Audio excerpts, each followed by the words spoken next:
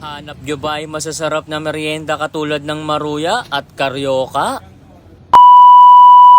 Isa na naman legendary na kainan ng aking natagpuan na nagtitinda ng mga merienda katulad ng maruya at karyoka. Ito'y matatagpuan nyo lang sa Marikina Palengke. Halos katabi lang nila Santa Elena Barangay Hall. Napaka-legendary na daw talaga nitong kanilang tindahan. Kwento sa akin ni Kuya Bong ay dekada na daw sila ditong nagtitinda. Kaya subok na masarap ang kanilang karyoka at maruya. Madami ding humahango ng mga paninda ni Kuya Bong. At inilalako sa iba't ibang lugar dito sa Marikina. Presyo ng karyoka ni Kuya Bong ay 15 pesos lang at ang maruya ay 15 pesos din. Pasang tindahan ni Kuya Bong ng 6 a.m. until 5 p.m. Napakadami na din customer na binabalik-balikan si Kuya Bong. Kaya syempre hindi ko pinalagpas na matikman itong kanilang masarap na maruya. Meriendang babalik-balikan nyo at hahanap-hanapin. Ngayon alam ko na kung bakit hanggang sa ngayon ay dinudumog pa rin ang tindahan ni Kuya Bong. Dahil sa authentic na lasa ng kanilang maruya. Nasa halagang 15 pesos lang matitikman nyo na authentic at masarap na maruya. Isa din sa binabalik-balikan itong kanilang karyoka. Napagkasarap-sarap din dahil hinaluan pala ito ng kamote. Napaka-authentic din talaga ng lasa nitong karyoka na isa sa mga paborito ko nung bata pa ako. Kaya mga karepops, kung gusto nyo makatikim ng authentic at legendary na merienda, ay pasyalan nyo ang pwesto ni Kuya Bong dito sa Barangay Santa Elena. Sinisigurado ko sa inyo na matitikman nyo ang masasarap na merienda. O paano mga karepops, kita-kits na lang and follow for more!